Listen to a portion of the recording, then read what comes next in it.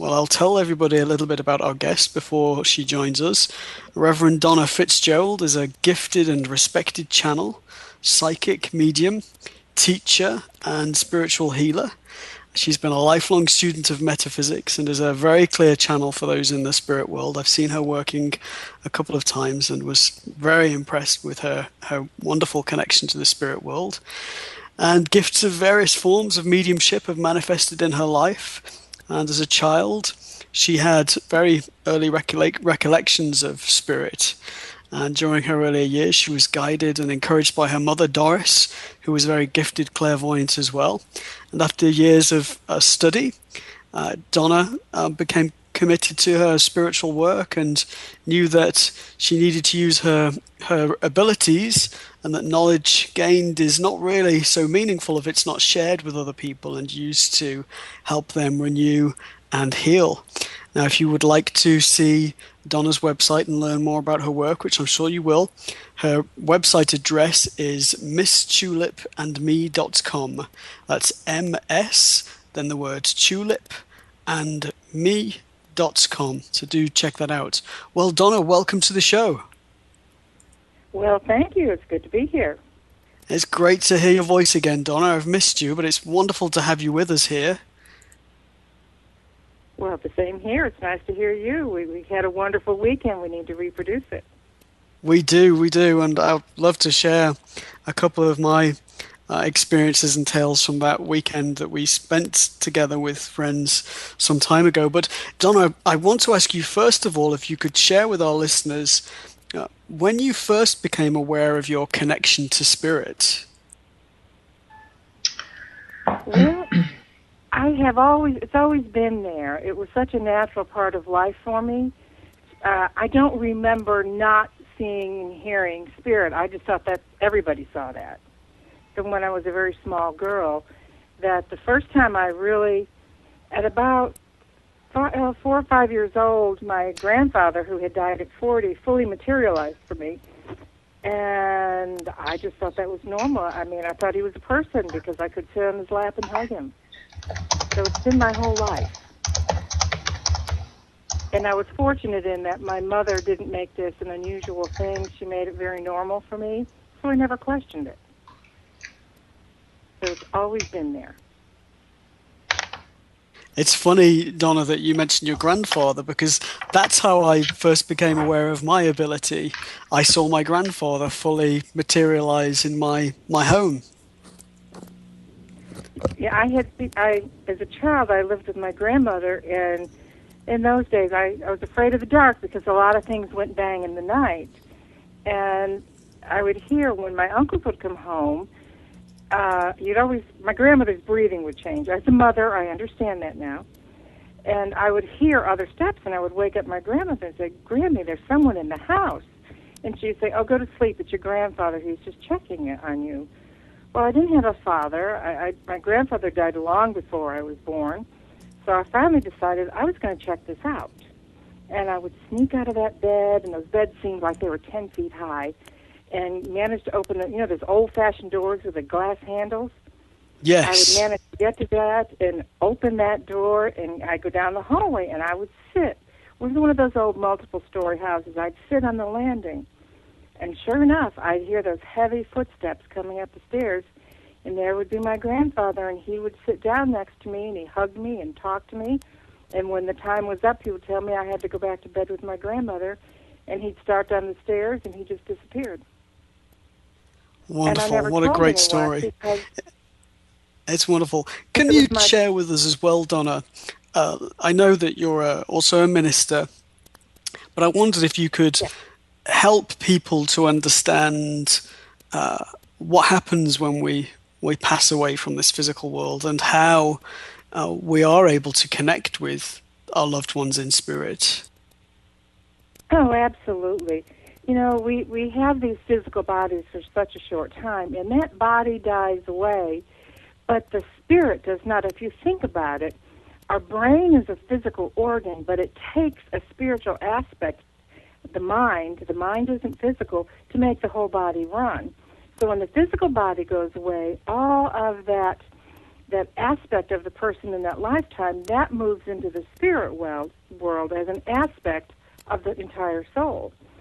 So when people pass away, and I have so many people that come to me with such grief that they want to know that their loved one's all right, or especially men when they weren't there when their mother died or their father died. And so where I'm able to make contact, I can't guarantee it, but if that spirit's willing, I'm willing. And so they're able to get information, and I always ask for evidentiary information, and that brings them such peace and such solace that they can then move forward in their own life and be at peace. I know for myself, I've never been afraid to die because I knew there was more. But that's not most of the population, and when they find that out, Steve, the looks on their faces and the joy in their hearts is just absolutely unbelievable. It is incredibly healing, to Okay. prove to somebody that their loved one is okay, continues to exist and evolve on the spiritual plane above. Oh, yes. Yes, it's just the impact and the results on those people is just, it's just such an amazing thing, and it's like you see a weight just lifted off of them. And, Now, if they talked about it to someone else, they might say that, that, oh, those people are crackpots. But when they experience it, they know it's their loved one, it's a different story. yes, yeah, it's always good to work with a skeptic and see them walking away, scratching their head, Yes. having woken up to something so important. Well, I want to ask you, Donna, I have followed a number of mediums from childhood. There are a couple that I was very, very fond of, Doris Stokes and Coral Poles, Gordon Higginson, some mediums in the UK. Can you tell us a little bit about your first experience of seeing another medium work and receiving evidence yourself? My first experience was with my own mother. When I was pregnant with my first child, my mother, she said, don't move, and she ran, she got a piece of paper and an envelope, wrote something on it, sealed it, and said, we can't open this until the baby's born. And on that piece of paper was my daughter's birth date and the exact time of her birth. Wonderful. So that was the first time I'd really seen someone else do it. And of course, I've seen everything else like people would see on TV, and I've always been a student of the occult, so to speak, so I've done a lot of reading. But up at Camp Chesterfield, I came in touch, and that's in Indiana, I came in touch with some extremely fine mediums, physical mediums. It was just, I had an incredible experience, and I was very fortunate to have them as my teachers. Yes, and I'm glad you mentioned the physical mediumship, Donna, because that's a great passion of mine, and I have had some very interesting experiences, very wonderful evidence from spirit, and you were in the room when my guide Arthur spoke directly to me through the medium at the time, and I've got that recorded. It's just incredible because nobody knew that my guide's name was Arthur. And he also said things to me that nobody could have known. So can you tell our listeners a little bit about physical mediumship as compared to mental or telepathic mediumship? Well, there's a great difference because with the physical mediumship, I'm going to speak specifically of trance here.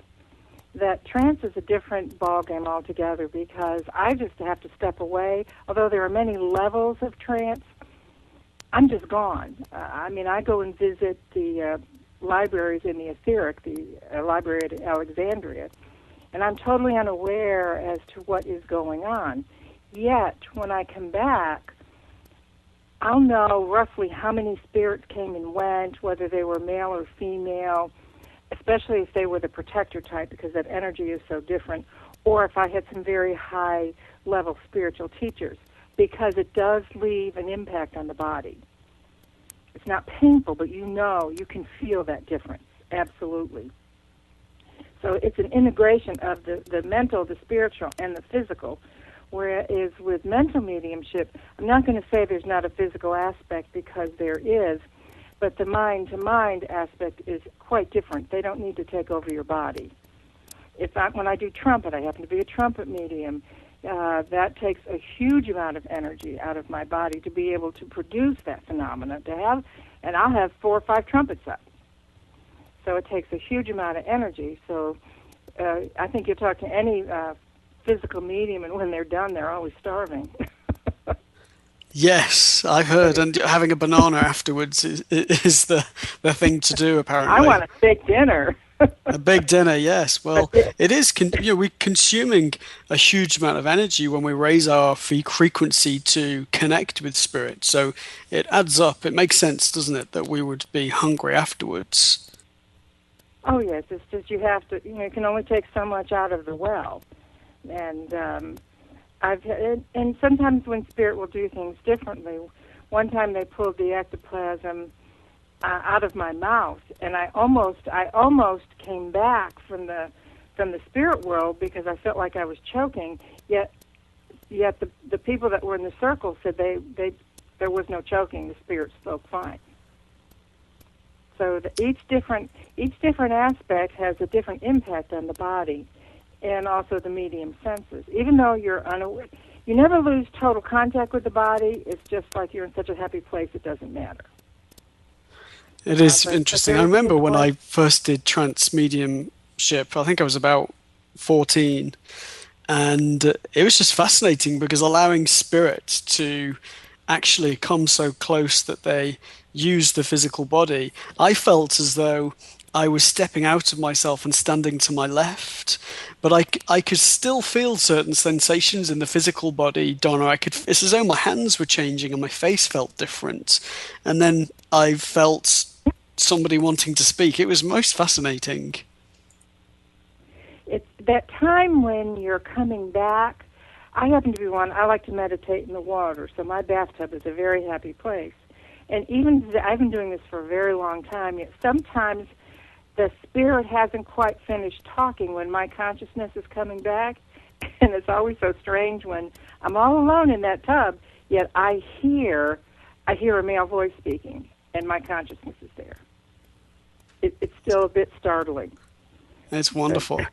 I want to ask you, Donna, if you could tell us a little bit about the phenomenon of apports. Yes. Well, apports, that's a process where spirit takes something from a distant place, dematerializes it, and then rematerializes it using that medium's energy into the space where that medium is.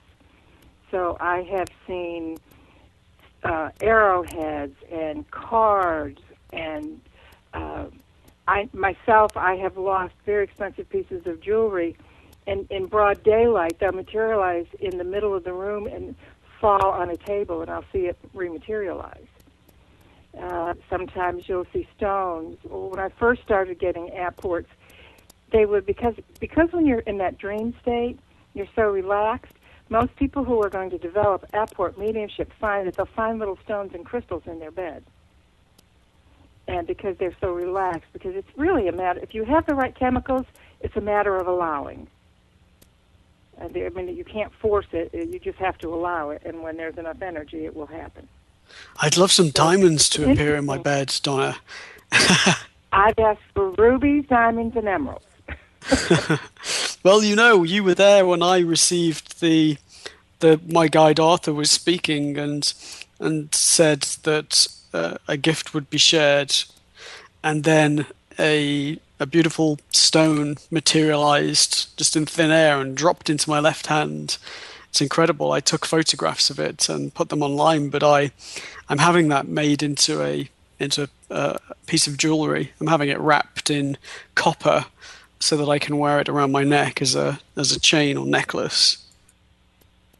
I see people get apports and they just don't treat them with enough reverence. That's a lovely gift for spirit to give to us, and I see people throw them in a corner or just disrespect them, and I think well they just don't understand, because that, again, takes a lot of energy to do that. Now, do the apports Very always fascinating. come from somewhere else on the physical plane, Donna? I guess they have to, don't they? Because there isn't anything physical on the plane above. Well, I've never seen anything that didn't come from the physical plane. However, there may be other planes that are on the physical. We're just not aware of them, so it may not be in the spiritual plane. So if there's planet XYZ out there, I don't see why they couldn't bring it here. Oh, I see. Yes, of course. So it can be from the physical plane, but not necessarily from our immediate Yes, environment.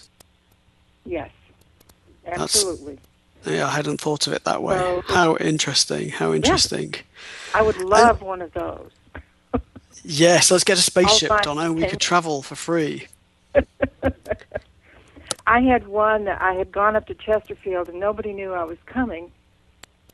And I sat in an apport seance with Reverend Louise Irvin. And she does these mass apports where there's a sheet, and the sheet's just covered with them. And she picked up one and she said, "She's not here." And she called up my name, and I said, "Reverend Louise, I'm here." It was a little shell covered in gold. And she said, "It's kind of an odd one, but here." The day after I got back from Chesterfield, I got on a plane and went to Aruba to visit some clients. And when I got into the airport, there was a stand with all those little shells like that. So I knew where that apport came from. Oh, how fascinating. So it was moved from Yeah, Aruba to the seance room. right. And they had nobody knew I was going to Aruba. So it was very interesting. Very interesting, yeah. Wonderful confirmation. I've got to the stage where I just don't question anymore. I always used to, even as a young medium, I always I always had a sort of skepticism, Donna. I was always wanting more confirmation, more evidence from spirit, and got to the stage where I just didn't need any more. I have a rule that I go by. I have two feelings, and if it's not the good one, I'm out of there, or I don't buy it. You know, so if my feeling about whatever I've experienced is good, I accept it. So I guess that's Yes. my spirit doll. Well, which of the gifts that you've received from spirits, of the apports, which is your favorite? One of my favorites is a very simple gray stone that one of my guides sent to me. And we look at it, it's very plain. And the message he gave to me with it was, "The stone reminds me of you. It's just plain, but when you look at it, you see the depth is there." And I think that's one of my very favorite, because that describes me. I look like somebody's aunt or next door neighbor, but there is a depth there, and having spirit recognize that for me, that made that apport one of my very favorites. Well, I want to ask you, Donna, about the spirit box. Could you tell our Oh, listeners about the spirit box phenomena? now we're talking about the spirit cards, right? Yes. Oh, yes.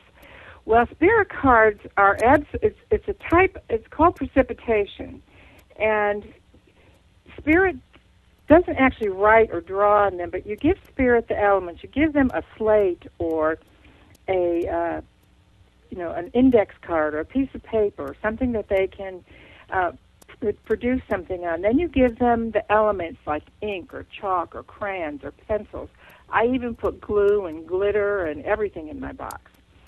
And then and this does not have to be done in the total darkness, but needs to be in low light, because you cover that basket, so it's almost like being in a darkened room.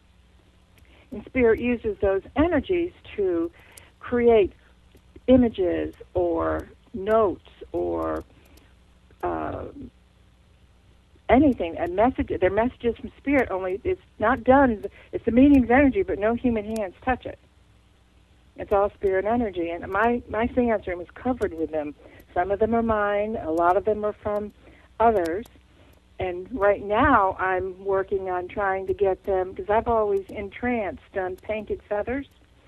And now I'm working with those feathers in my basket to see if I can't get spirit to to make those painted feathers for me. So I'm getting this material, so they just use the energies. I've seen spirit take color out of a carpet. I've seen them take the color out of somebody's clothes,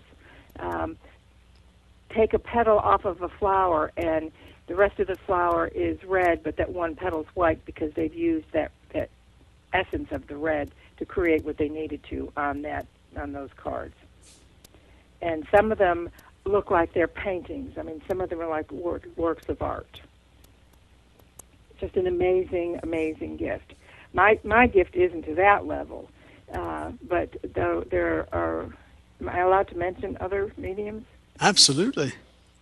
Okay. Well, Hoyt Robinette and Mike Perry have those two men have such an incredible gift that if they're miniature works of art. Some of them look like there are photographs taken. I was just up at Roanoke at UMC, and a woman who was there, her daughter died from an illness several years ago, but as a youngster, I mean, she was only like maybe 11 or 12 years old, and she got a card from Mike, and it looked like a photograph of her daughter. It was amazing.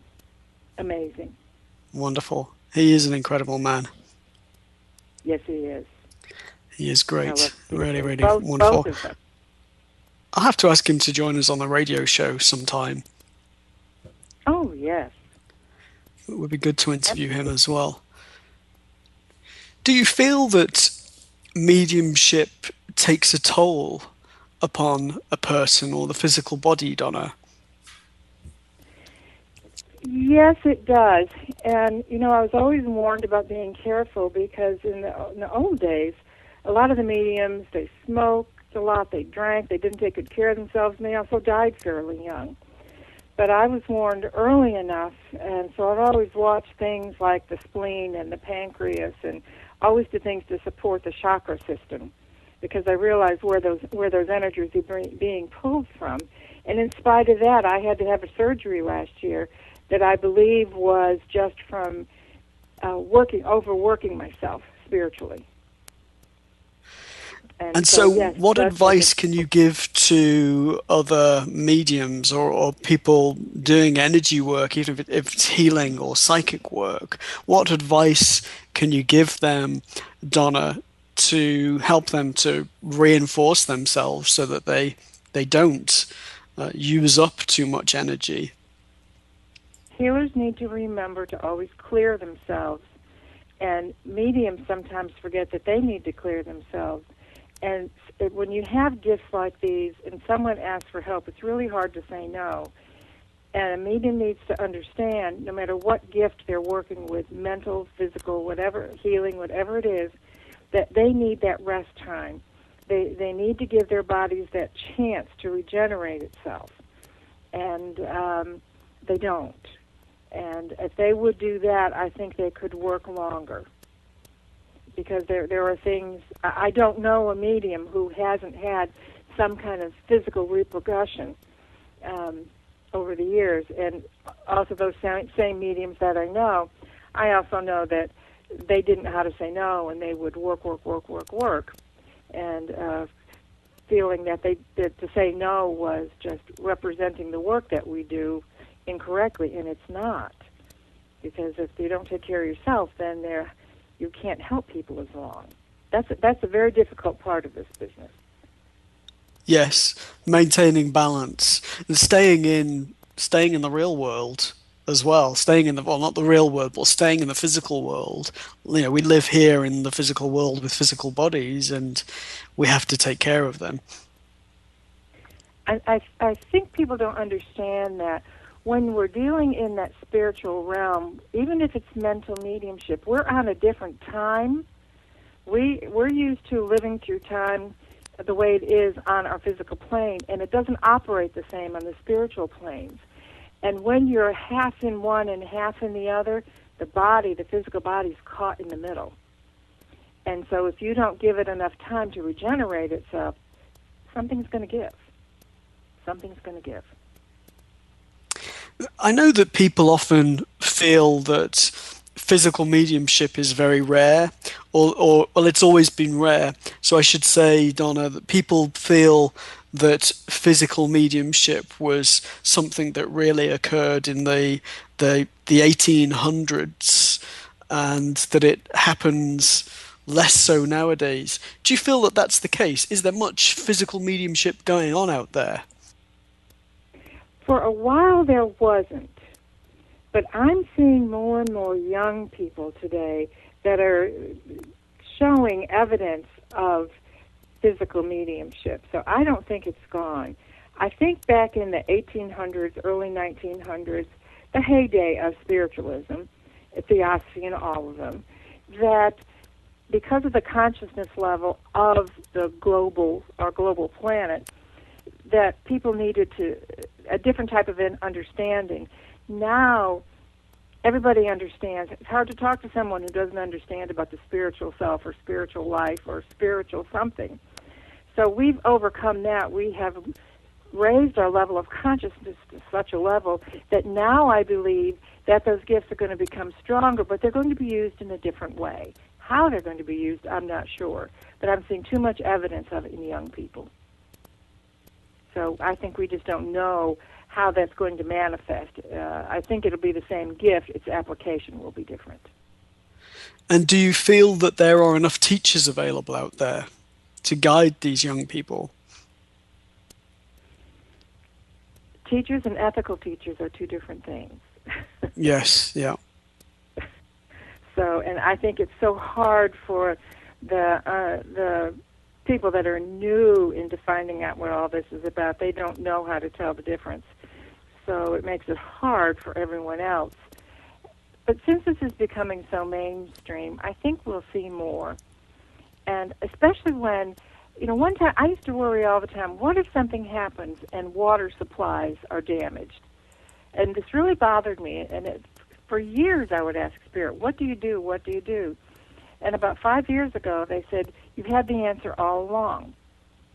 And I still didn't get it. And then they finally said, Donna, you concentrate your energies just as you do on the trumpet or on the basket or for the apports, whatever it is, and we will help use those mediumistic energies to transmute the energy in that water to purify it.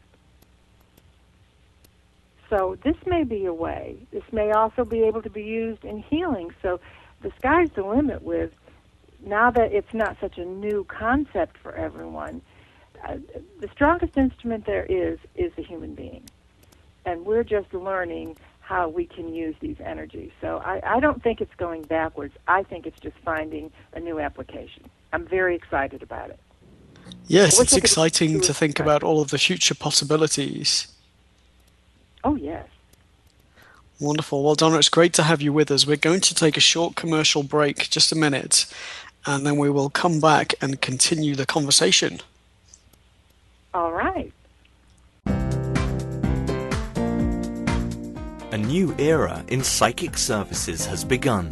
PsychicAccess.com. You can connect with our psychic advisors by telephone or chat 24 hours a day, 7 days a week.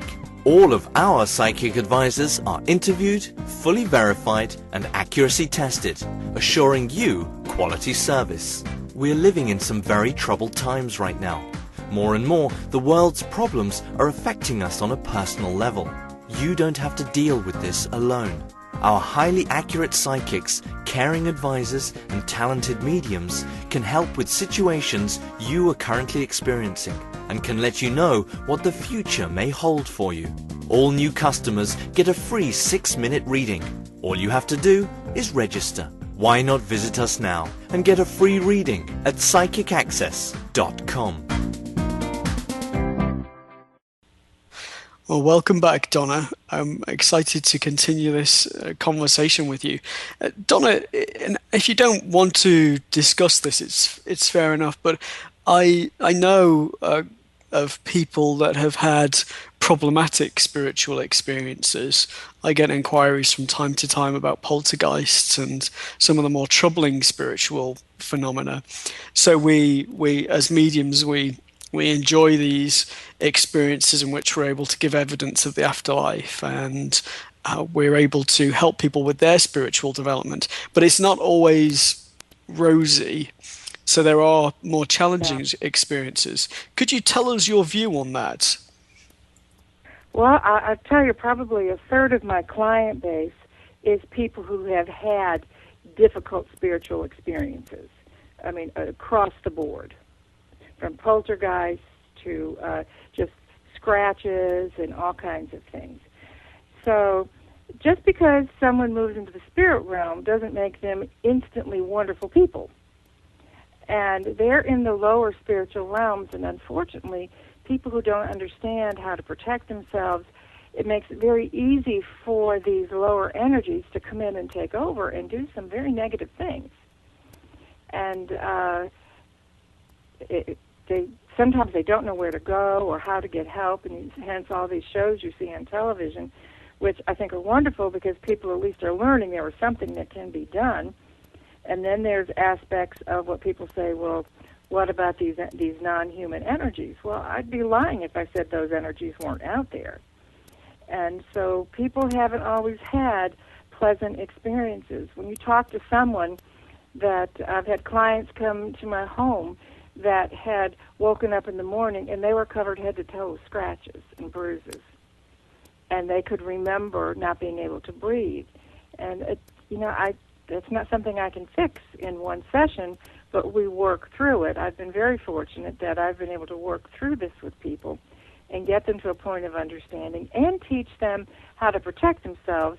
And again, this is a place where sometimes there's a natural medium and they don't even know that they're that open. But it's a fact of life. It's there. Absolutely.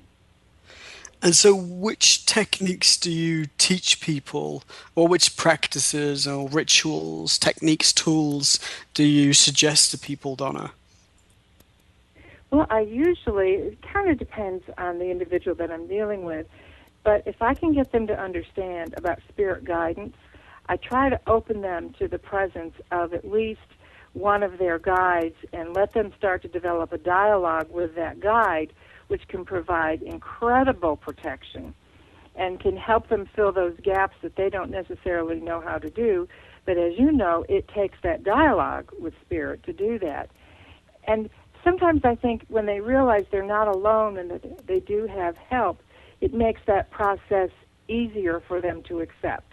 Doesn't necessarily make it easier to fix, but it makes it easier for them to accept it, and I think makes the outcome more positive. Absolutely. So that's usually where I start. And I warn them about what it means to be open or to be too open, and about foolish things that can be done, and that we all really need to guard our thoughts. Thoughts are things. Nothing is that wasn't once a thought. So we need to guard our thoughts because that's an energy, and the wrong kind of spirit can come right in on that energy. And so Yes, I think it's a and matter of in my understanding. experience, Donna, the more negative spirits or entities, they don't go after joyful, optimistic people. They go after people who are having a hard time, who are experiencing some weakness or some issues. Do you find that's the case as well?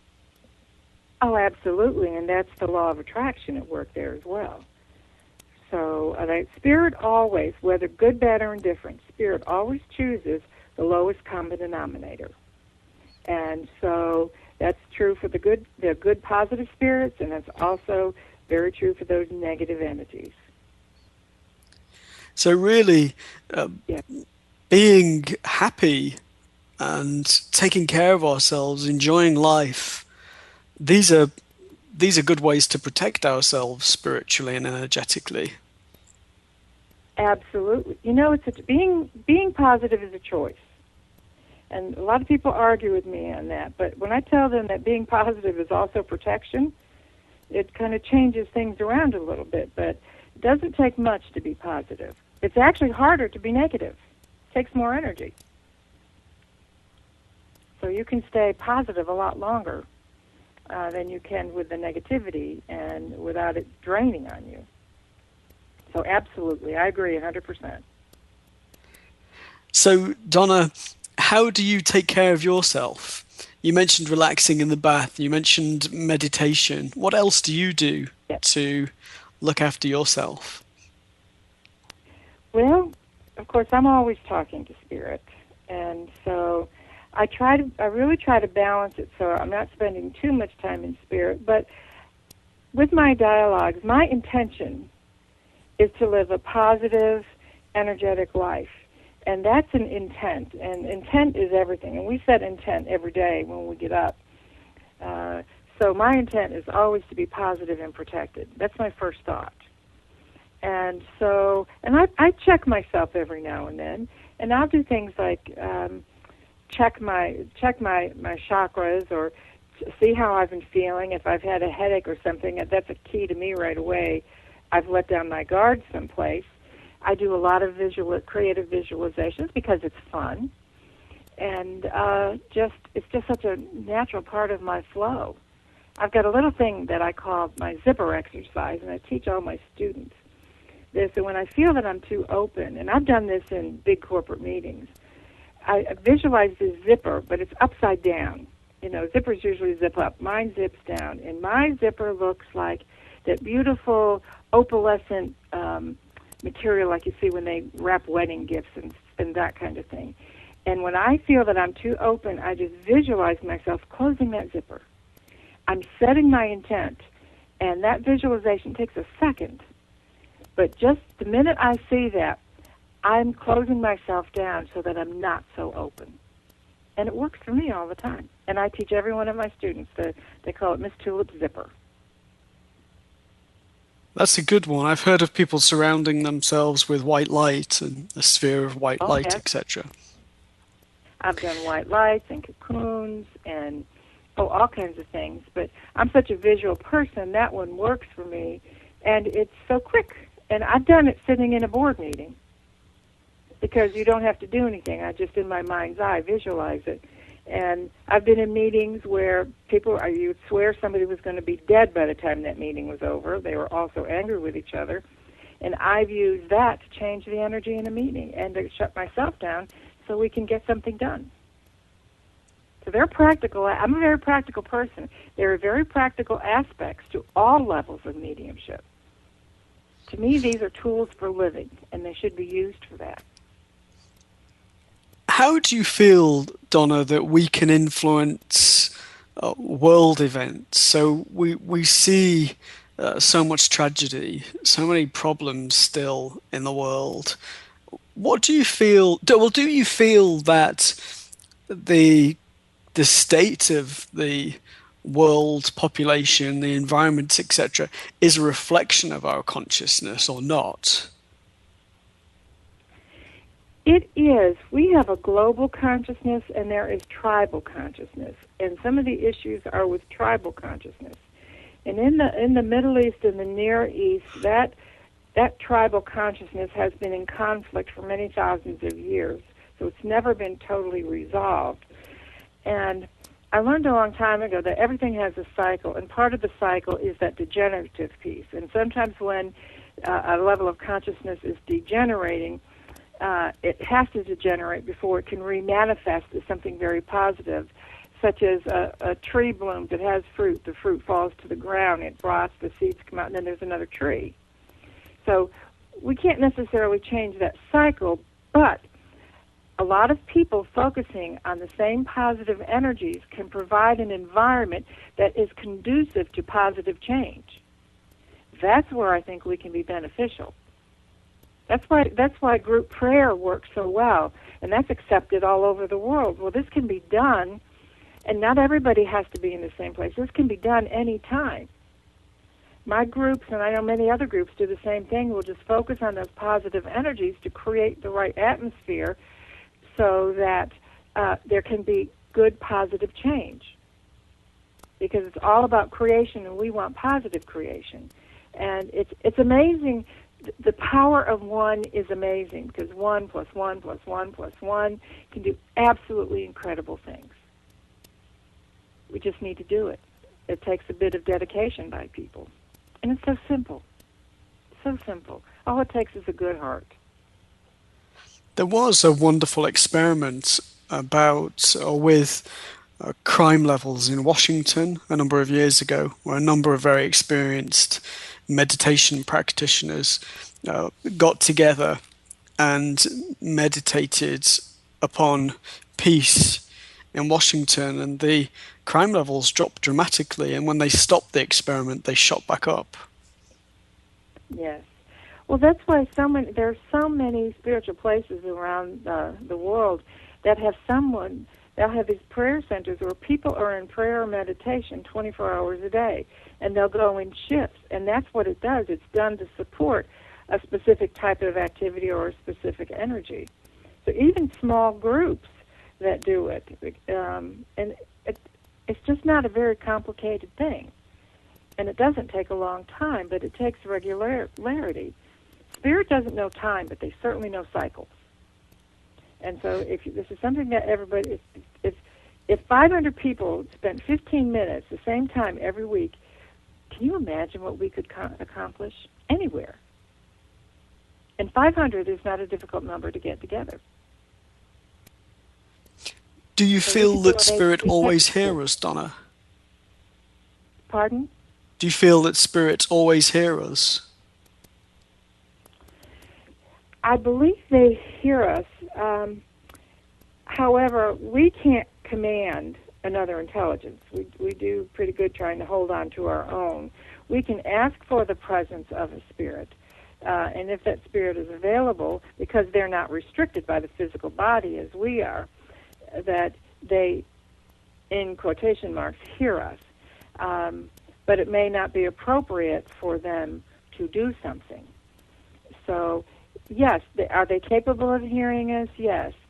Are their energies tied up with something else? Possibly. Of course, that opens up the issue of aspects of individuals. Miss Tulip herself does this thing where she splits herself. I could have 25 people in a circle, and she splits herself and appears to every one of those people in the circle, and they all feel her. Well, tell us about Miss Tulip, actually, Donna. I didn't ask you that question. Oh, well, Miss Tulip is my beloved little joy guide. She's her own unique personality. You've met her. And I work very closely with her because that joy guide, doorkeeper, gatekeeper, they have many names, that is the energy that is the closest, the lowest vibration, is easiest for us to pick up. That's why that is frequently the first guidance that people are able to recognize, because it's closer to our vibration. As you move up the ladder, that energy becomes more and more refined, and it's more difficult to pick up. It's very subtle. And so Miss Tulip, I've made all my agreements with her. I trust my life to her. When I do a circle, I trust my life to her. And she helps me with all kinds of things. We don't always agree, but there's always lively dialogue. So tell us about an occasion on which you've disagreed with her. Because we do have free will, Donna, don't we? We're not living at the behest of Spirit. We can disagree. We can have our own opinions and take our own direction. Absolutely. Well, one of the first things is everybody assumes that when they have a guide, and if they're going to do public presentation of this work, that all the guides know exactly what to do. Well, that's not true. My little Miss Tulip had never done this before, not as a joy guide. And we had a lot of work to put together, and I did not like the way she was presenting information. And this was early on before I was going into such deep trance. And so we had to work that out. And because it's still my body, it's still, when people look, they're still going to see me. I want that spirit to be themselves, but I have my own house rules. And so that only happens through dialogue. And you really have to know yourself. And if you don't, then in the beginning, sometimes people are so excited just to be able to bring anything through that they're a little bit careless.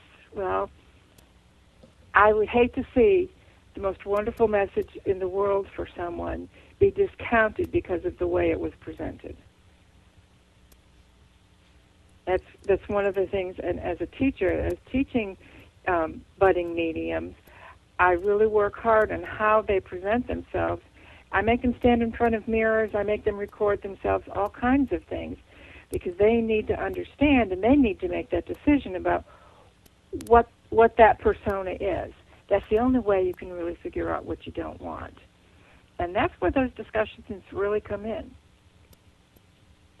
For example, Miss Tulip can get up and walk around and play instruments and do whatever. I won't let her do it because that frightens people. And that's one thing that she and I disagree on very vehemently. But I say no. If that's going to frighten people, who cares if you can pick up something and walk around with it? I want the people to get what they need.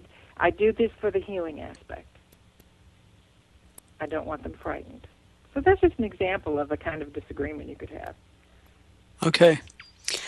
Donna, have you heard a medium speaking in a language that they don't speak? Or spirit using a medium in trance and a spirit speaking in a different language? Yes, absolutely. And because I have a block on that. Sometimes with myself, they'll come in and speak another language, but I want it to be real. I don't ever want there to be a question. So even though I'm out there, somehow I know while I'm in this other place, and I'm sure I'm not the only medium this happens with, I hear a language that I don't know, and I'm back in a flash. I did a circle one night, and I spoke to some young man for 10 minutes in French. I don't speak French. And all of a sudden, I felt it, and I was back instantly. And I felt so bad afterwards because the man he was talking to, this man was on the French national ski team, and a friend of his had been killed in an avalanche, and he was so excited to talk to him. And yet my mental block brought it back. So if the medium doesn't get in the way, there's no reason. There's no reason not to. Do they need to speak in another language? No. Usually they'll do that because that is what that individual they're addressing needs. And it is great evidence for the person that is interacting with spirits to know that the spirit is using their language and that the trance medium doesn't speak that language. Yes, I would agree. It is wonderful evidence.